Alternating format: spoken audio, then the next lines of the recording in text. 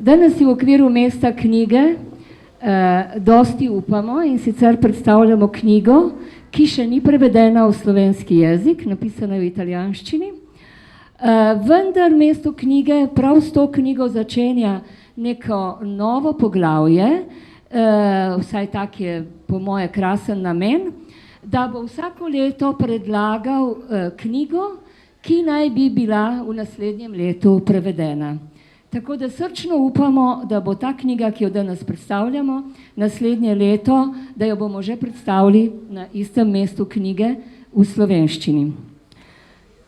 Mesto knjige je letos po moje zelo zanimivo, v smislu prav tega mešanja jezikov, tako da prinesla sem celo s sabo knjige. V petek nam je bila predstavljena Widat Tamimi, ki je palestinsko-židovskega porekla, rodu, zrasla v Italiji, piše v italijanščini, živi v Ljubljani in svojim otrokom bere pravljice v slovenščini. V soboto je bil predstavljen nemški pesnik Ludwig Hartinger, ki se je najprej zaljubil v Kosovela, potem pa še v Kras in zdaj piše pesmi v slovenščini. Tako da mislim, da ni nič čudnega, če danes predstavljam mojo sogovornico Diano Bošnjak-Monaj, moram popraviti prej izgovor, ki seveda je rojena Sarajevčanka. V kakšnem jeziku govori, mi bo ona potem povedala, kakšne so komplikacije nastale iz naše bivšega srbo-hrvaškega jezika. Govori tudi slovensko in piše v italijanščini. Zakaj? Vse to nam bo povedala. Še prej pa bi jo rada predstavila. Diana, malo sem narodna, Diana je malo tudi Novogoričanka. Njena družina in tudi ona sama so kar 8 let živeli v Novi Gorici. Žal takrat ni ravno našla prijateljic tukaj, čeprav se je pač z družinami, ki so jim pomagali seveda in tudi so danes tu prisotni, prijatelji, ki so tej družini, ki je leta 1992 zbežala pred vojno in se zatekla v Novo Gorico. Takrat Diana se še ni pisala Monaj in tu moram povedati, zakaj jaz predstavljam Diano, kajti ona, in je to čisto družinska zgodba, privatna, ampak mislim, da je enako tudi pomembna. Sergio Monaj, njen mož, je moj bratranec, zato sem jaz to njeno pisanje in knjigo spoznala v prvi osebi, ni mi bilo težko. Ampak Sergio Monaj je tudi sin mojega strica Fulvija Monaja, ki je izjemno zaslužen za to, da jaz ne živim samo v Novi Gorici, ampak sem že kot otrok sprejela ta prostor široko, čezmejno. On je bil eden izmed tistih redkih, ki se je že v 60 letih zavzemal, da bi ta prostor bil odprt in morda vse to kaže na to, da vse te majhni kamenčki, da Nova Gorica mogoče pa si le zasluži postati, kako je že, Evropska prestolnica kulture. Tudi s takimi majhnimi kamenčki bi radi prispevali k temu. No, zdaj pa knjigi, ki je pred mano, avtorja Puniša Kalezić, Diana Bošnjak-Monaj. Sama Diana je napisala, da je to kot klavirska skladba napisana štiriročno, kajti knjiga je nastala iz dnevnika, ki ga je njen nono pisal med obleganjem Sarajeva in njenim razmišljanjem. Tu se mi zdi zanimivo, kako gospod Puniša, njen nono, iz dneva v dan vztrajno piše dnevnik in postane to kot neka mantra nekega obsednega, groznega časa in gre proti prihodnosti, torej dnevi se odštevajo, vendar v nek čas, ki bi radi videli, da se konča, da se zaustavi. Upa, da tega dnevnika bo kmalu konec, vendar traja celih 4 leta, ne, se mi zdi. Medtem ko Diana vstopa v ta dnevnik z njeno žensko besedo in spominjanjem za nazaj in upleta njeno Sarajevo, njena otroške spomine in navezanost na tega velikega človeka, ki ni bil velik samo kot njen nono, ampak tudi pomemben prebivalec Sarajeva. Kdo je bil Puniša Kalezić, pa nam pove Diana, ki seveda sem jo zdaj na več načinov predstavila, ampak saj bomo imeli čas se vračati nazaj. Ja. Dobar dan vsem, hvala, da ste prišli. Jaz govorim slovensko, ma ne preveč dobro. Bomo magari to nekako predstavitev naredili trojezično ali pa bomo malo prebrali v hrvaščini, malo v slovenščini, pole pa bomo pa kakšen tudi naredili, prebrali kakšen tekst tudi v italijanskem jeziku. Moj nono, zame je bil samo dedek, ampak je bil nekaj posebnega. Zame je bil tisti, ker sem zmeraj hodila, če bi rabila kakšen nasvet, če bi imela kakšno vprašanje, in on je zmeraj znal povedati to pravo besedo. In moj nono pa, ker jaz nisem to vedela, ko sem bila otrok, je bil živa zgodovina 20. stoletja v Jugoslaviji, na Balkanu. Ker on se rodi 1912. leta in takrat začne prva balkanska vojna, ker se je rodil v Črni Gori, se je dobro občutila ta prva balkanska vojna.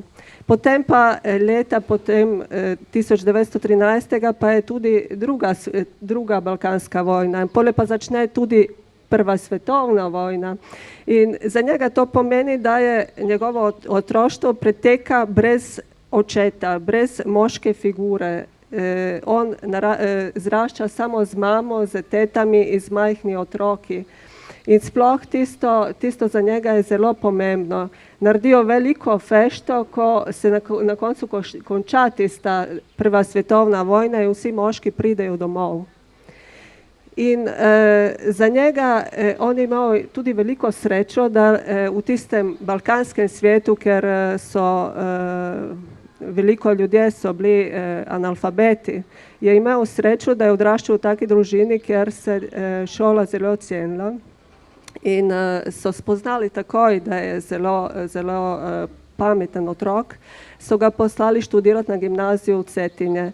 Da potem pa so ga poslali tudi študirati v Beograd in je končal univerzo, je diplomiral na filozofiji, na francoskem jeziku in slavistiki in je začel učiti.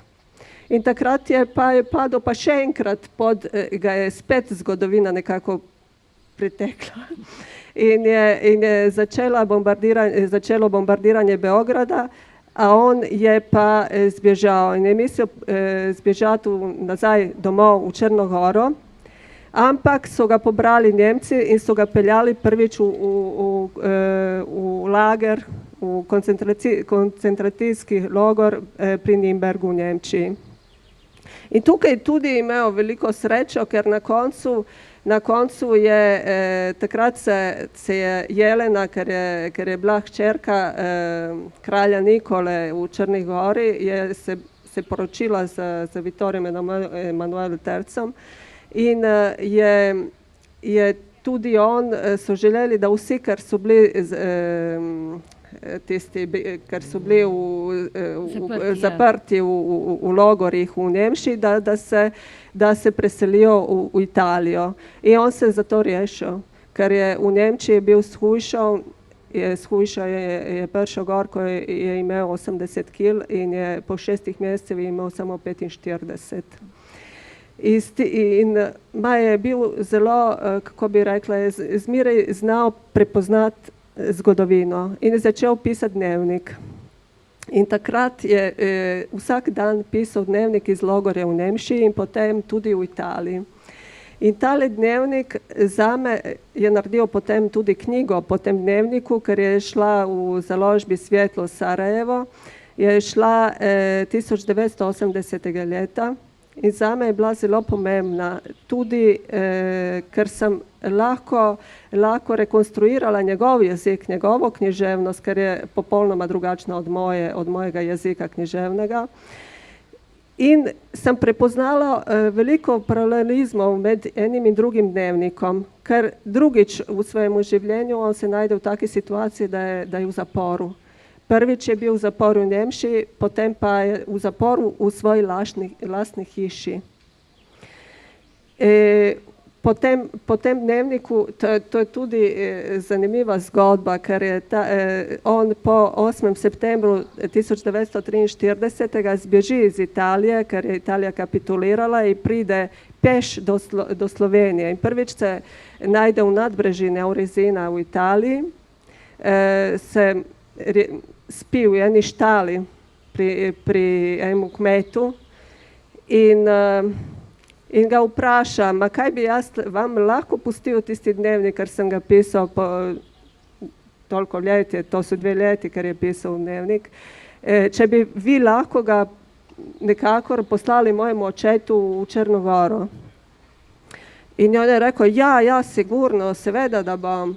Ma lahko zapišem vaše ime in priimek, ker vsi so se bali, da Nemci ne bi kakšno naredili kaj narobe tem kmetu. On je rekel, ja, seveda, lahko napišete moje ime, jaz se kličem Ivan Kralj in kar zapišite to ime. In tako je tisti dnevnik prišel do nas. Če lahko, jaz bi tudi prebrala kakšen košček tega dnevnika, ker sem iz tega dnevnika. Je v italijanščini. Ampak naj še povem, da prav to knjigo, mislim, da je to knjigo, tako da tudi non, torej dedek tvoj, seveda ona ga v italijanščini imenuje Nono, drugače pa ti kako si ga imenovala? Puniša, deda Pušina.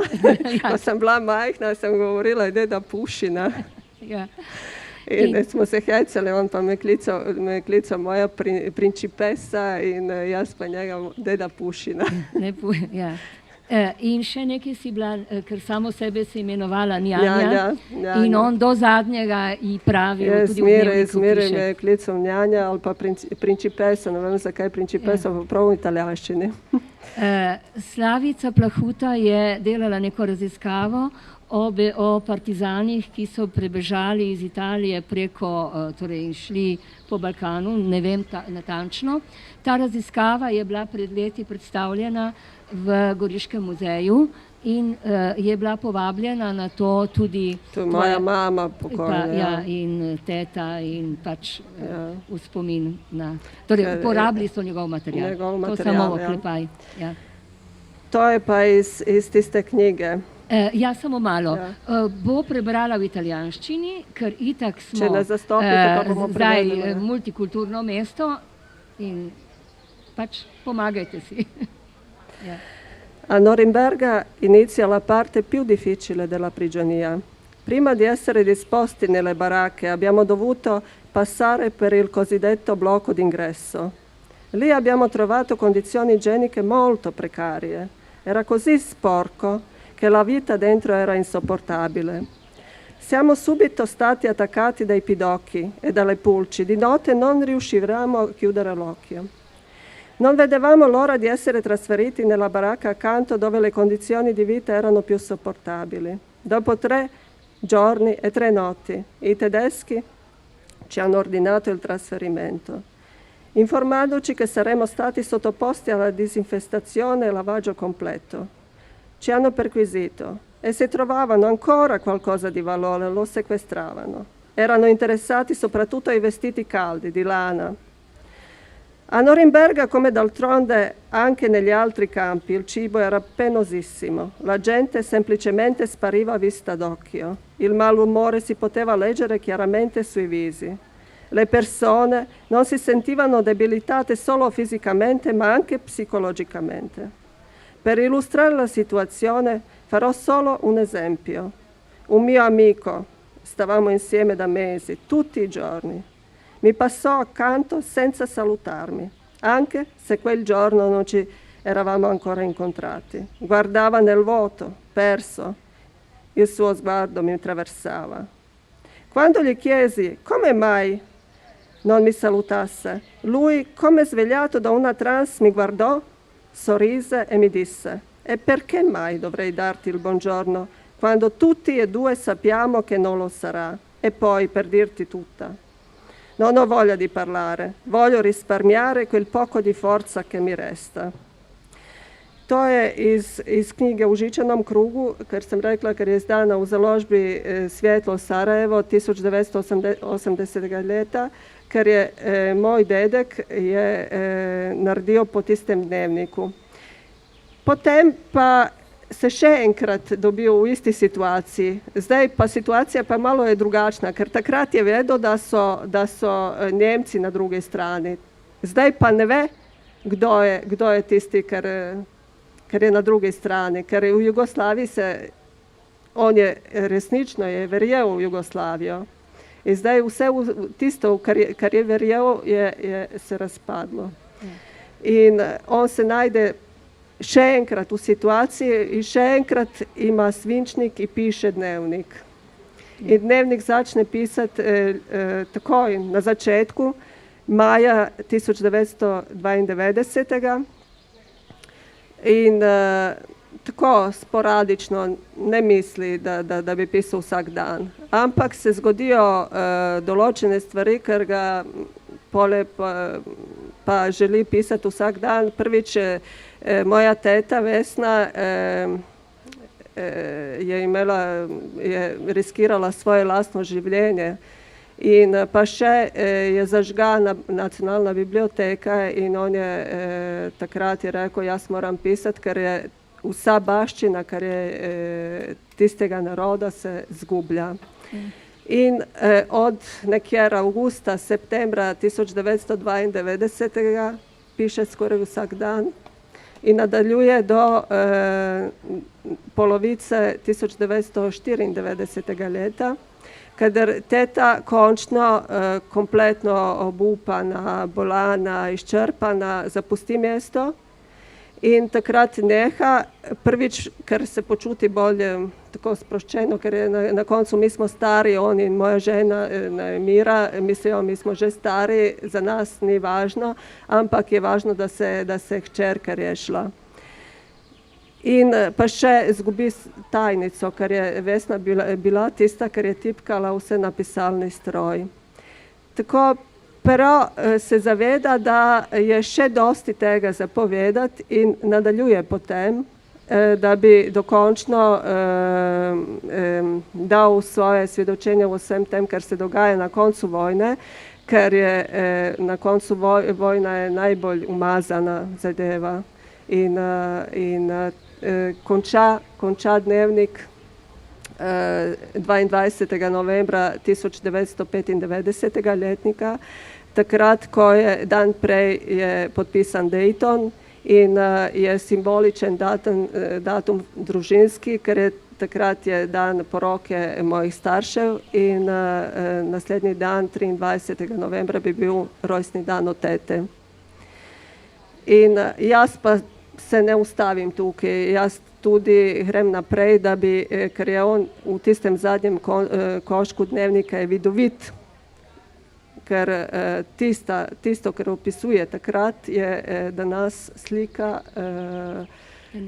današnje situacije v Bosni in v Sarajevu. In tako, da se jaz ne ustavim takrat, ma grem opisati tudi situacijo, katera se je danes v Bosni in v Sarajevu, ker je Bosna je razdeljena na tri dela in verjetno nikoli več ne bo to, kar je bila prej.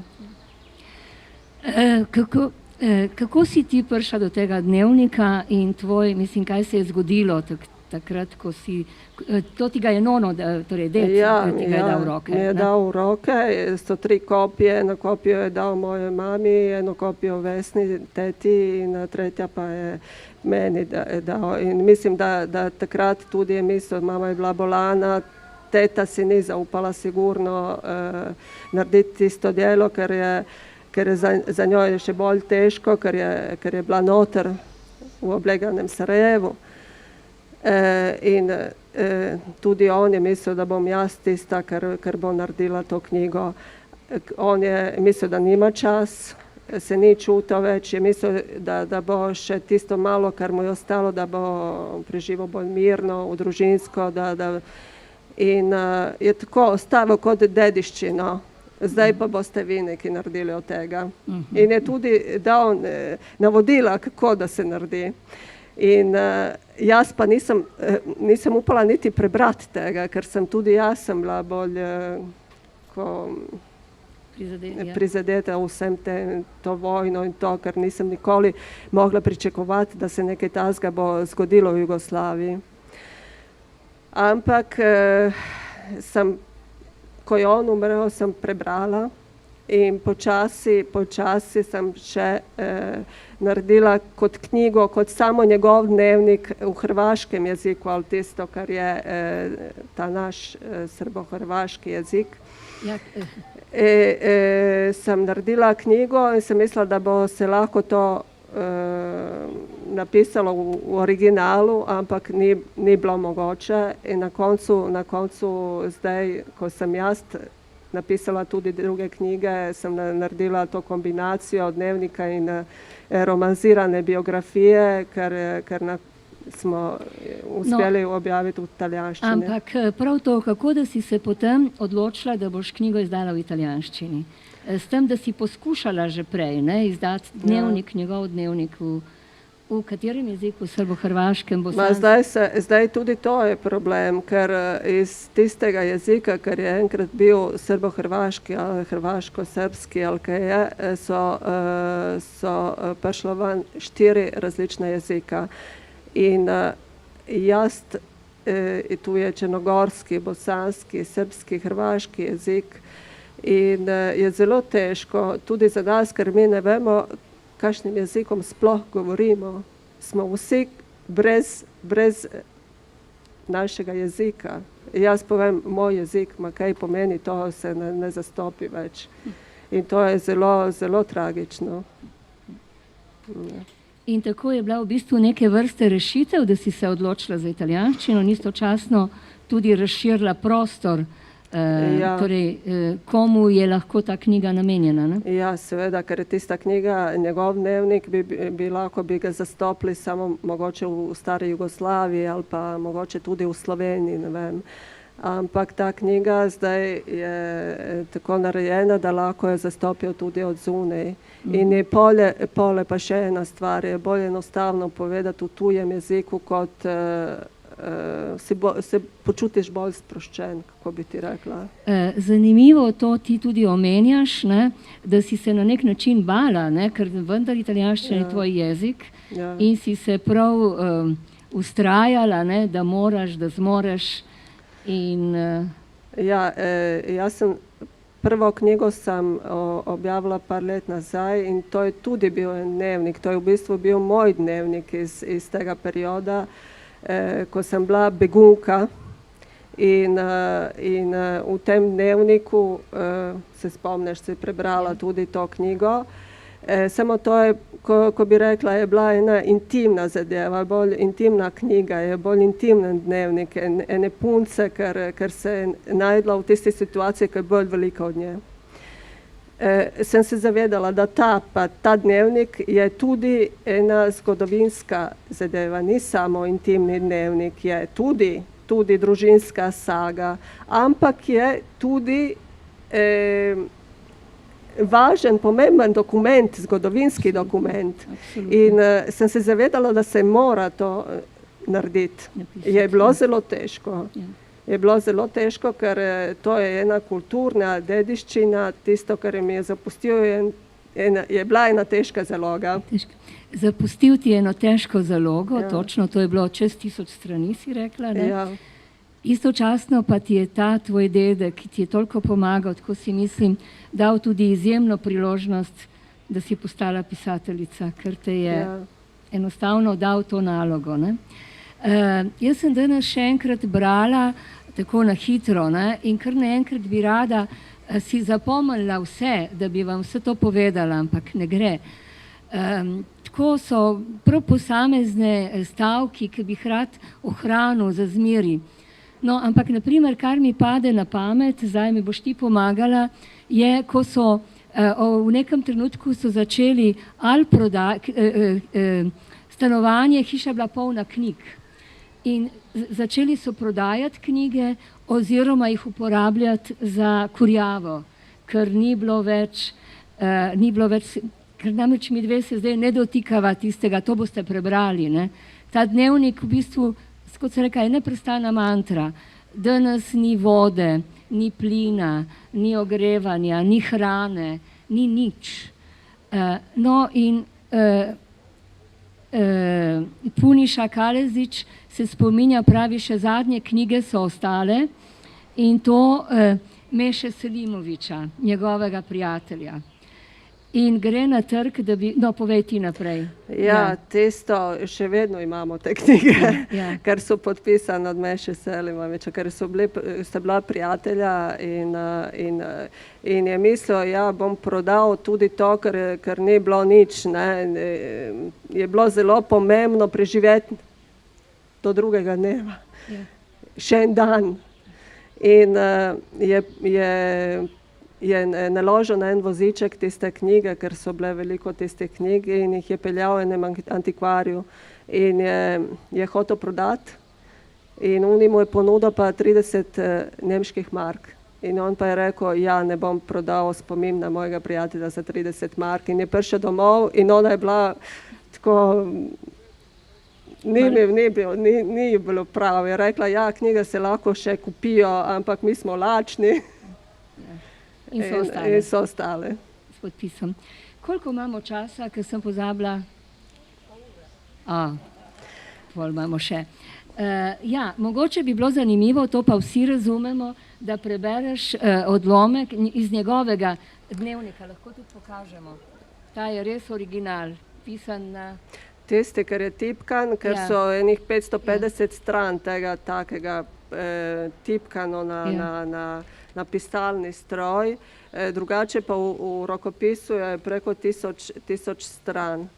In to je tak papir, se vidi, da je vodil Bog, ker so recikliranje. To je Nadja prosila, da jaz prinesem kakšen odlomek tudi direktno, da slišimo tudi v hrvaščini. Če je hrvaščina, kaj je? Ja, v tem jeziku pač, sarajevščini. Bivši ambasador s bremenom drva na leđima. U Sarajevu i dalje nema ni vode, ni struje, niti će ih biti bar za 7 dana dok se ne izvrši opravka dalekovoda. A pijace su potpuno prazne. Gladni ljudi se vrzmaju po pijaci, oko praznih tezgi i čekaju da bilo šta neko donese, a onda nastane jagma. A prodavci bezdušno naplaćuju astronomske cijene. Jutro sam, kao i svaki dan, išao na pijacu kod Ciglane i vidio frapantan, gotovo nevjerovatan, ali nažalost istinit prizor.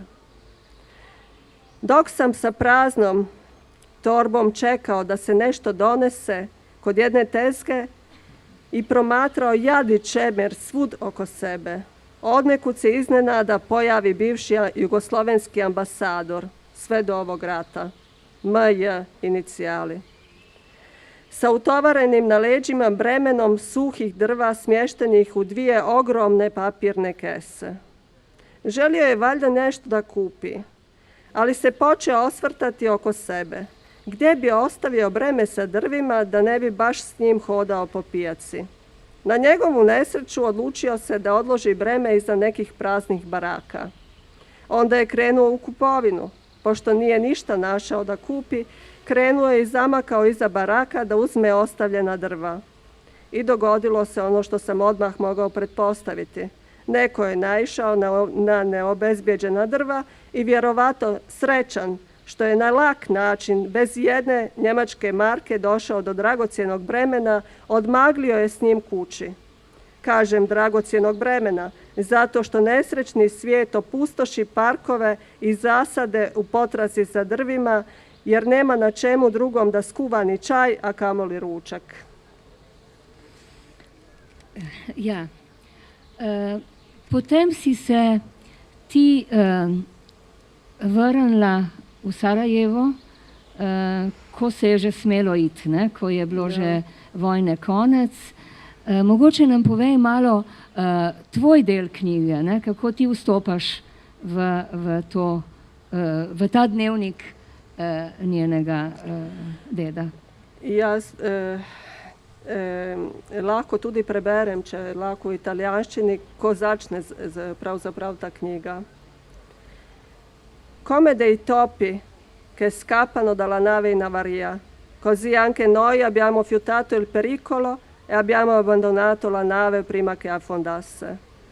Quelli come noi, che hanno abbandonato la città, sono rimasti appesi nel limbo a fare degli equilibristi, con una mano aggrappati alla speranza, con l'altra attirati verso il volo infinito negli inferi che alle volte sembravano più attraenti della speranza stessa. Strappati in due, fra i sensi di colpa di aver abbandonato i propri cari e la speranza di poterli aiutare. Quelli come i miei nonni che sono rimasti attendevano nei gironi infiniti di un inferno dantesco, uno dopo l'altro, per discendere nel girone più in basso, dove ogni speranza perdeva il proprio volto. Zdaj pa začne dnevnik.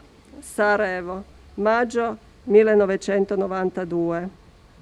All'inizio della guerra, soprattutto dalla fine di aprile all'inizio di maggio, i bombardamenti non cessavano.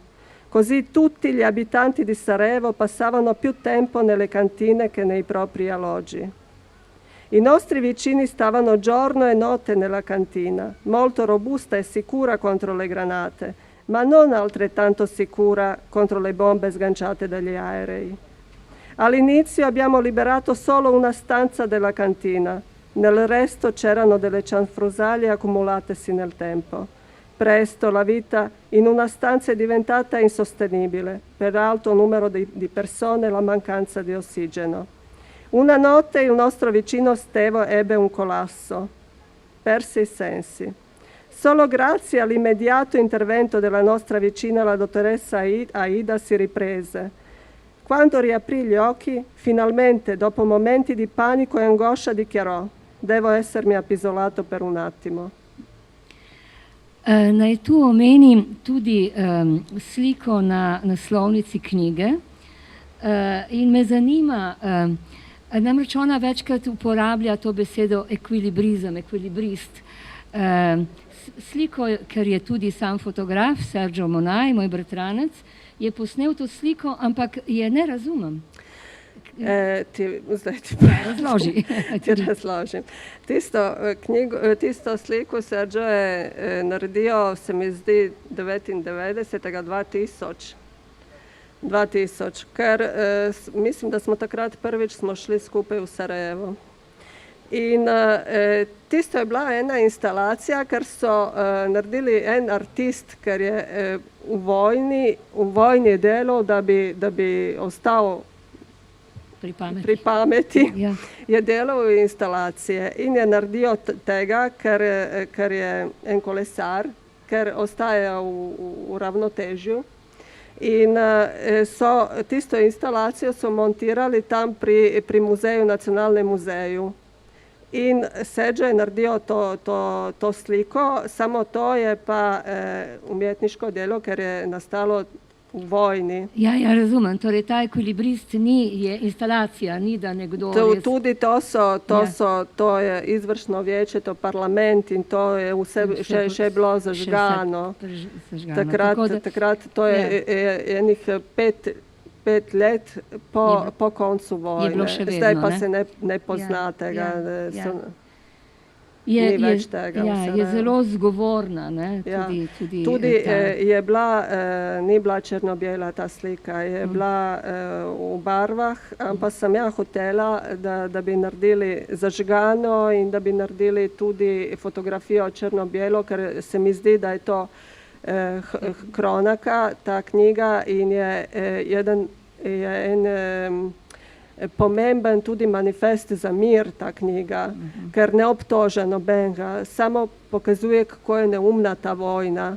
In ker enkrat sem bila v Reini Sofiji v Madridu in sem videla Guernico.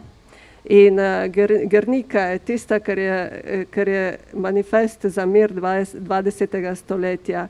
In sem prišla tam pred tisto sliko in sem se znajdla tako, kot da bi imela Stendhalov sindrom. Naenkrat sploh nisem videla nič okrog sebe in sem gledala samo to sliko in sem je videla 1000-krat to sliko na ne vem kje, ampak ko sem jo dobila pred sabo, je bila druga stvar. Je tako močna ta slika in je Kronaka, ker je črno-bela. In so ljudje, so živali, so otroci, to vse, kar je neumno v tisti vojni. Mogoče bi nam povedala tudi, kakšen uspeh je, da malo gremo ven v današnji čas.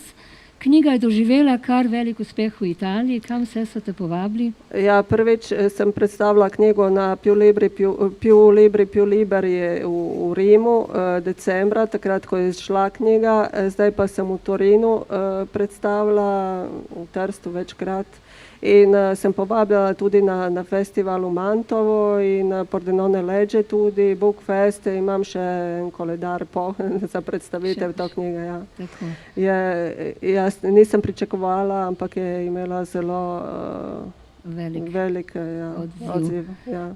Preden bom zaključila... Ker to je naša zgodovina, današnja zgodovina 20. stoletja, ker se še enkrat dogaja spet v Siriji, tudi to, kar se dogaja, obleganje Alepa ali pa Dume, ker traja že 6 let in mi smo popolnoma pozabili, kar se dogaja.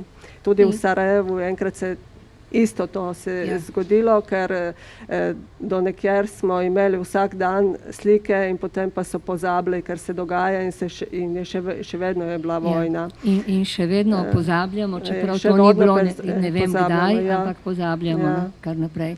Je 4 stoletja od tega, ampak je še vedno zelo aktualna situacija. Mogoče tudi to, ko zaključiš in se vračaš v Sarajevo, govoriš o tem, da v vojni vsak nekaj izgubi.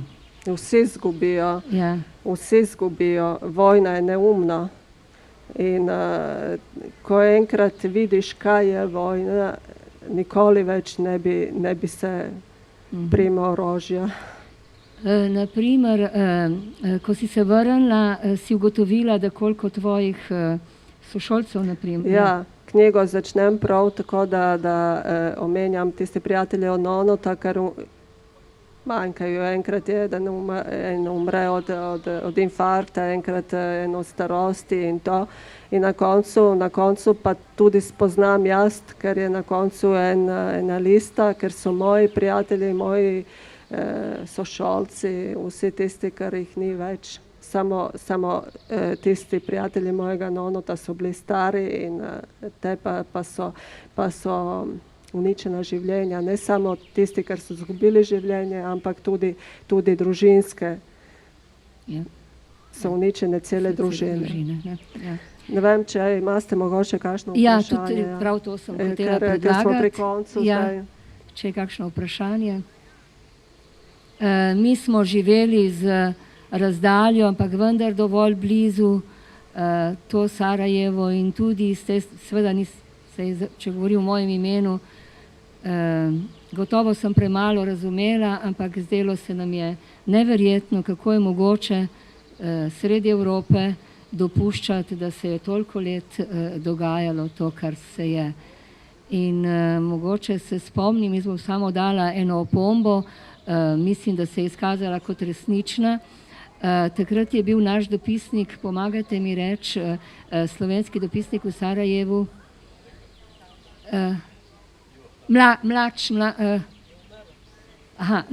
Mlača je bil tako.